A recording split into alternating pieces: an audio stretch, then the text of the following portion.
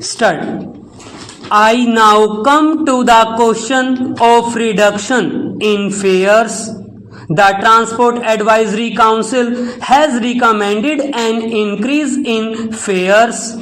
The fact has to be remembered that compared to the one-fourth passenger fares on the domestic services in foreign countries, passenger fares in the Indian Airlines Corporation are quite low.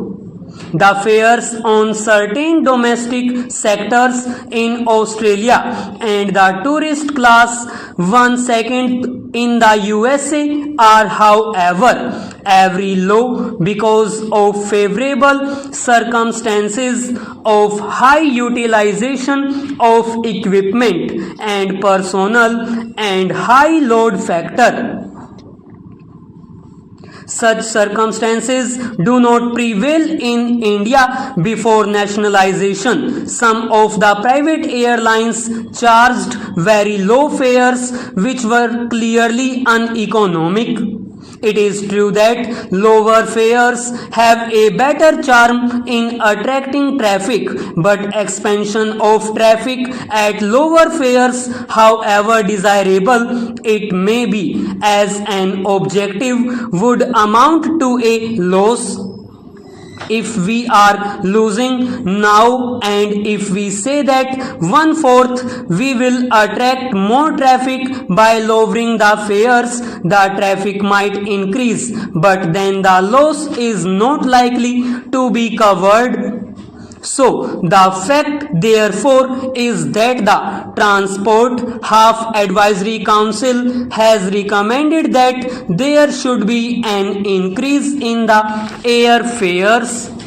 That is the factual position in regard to the Indian Airlines Corporation, and honorable members will see 3/4 that while there has been loss, it has not been of the magnitude that is mentioned, and secondly, the future improvements that we are going to undertake would certainly reduce the depreciation costs, but we must wait in course of time for the full traffic that would be carried by the Boeings to make them near economic. Of course, 1/4, the fact always remains that in most countries airlines have to be subsidized, and I can also tell the House about the requests that they have been constantly made to me, half namely that if we take away the excise duty on aviation petrol, the corporation will show a profit immediately. That can be done if we merely want to cheat the public, or even for the time being lull members of parliament into a feeling that this corporation is making a profit. But I feel that it would be much better for them to show a loss and to strive to lessen it than to gain an advantage of the type mentioned by me. This is a matter which has not been decided, and I am making a mention of it. We can easily wipe off the big loss, but that would not be the correct thing to do, because government would be doing something in order to bolster up an industry which it is running. I am sorry that Mrs. Lilavati Munshi is not here, because she raised the question about the working of the state undertakings.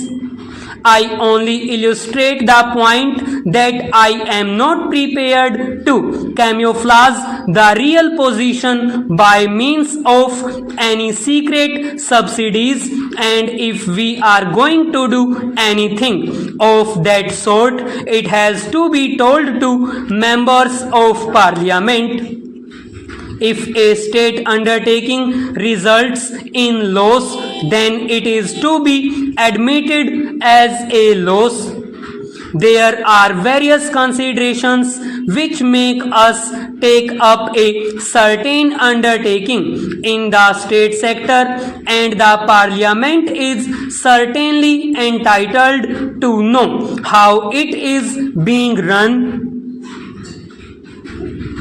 Therefore, I would like to assure the House that so far as state undertakings are concerned, we shall do our very best to see that they are run efficiently, and if they are not run efficiently or either incur losses, we shall not make any attempt to camouflage the real position so far as Parliament is concerned, because it is only by the criticism of honorable members of Parliament that the position could possibly be improved. Sir, some reference about disparities in development of different states was made just now. All that I can say is that the 8th plan has taken this matter into account, but disparities exist not merely because of neglect of government, but also because of certain natural factors. We can only try to overcome them in parts. We cannot altogether eliminate them completely.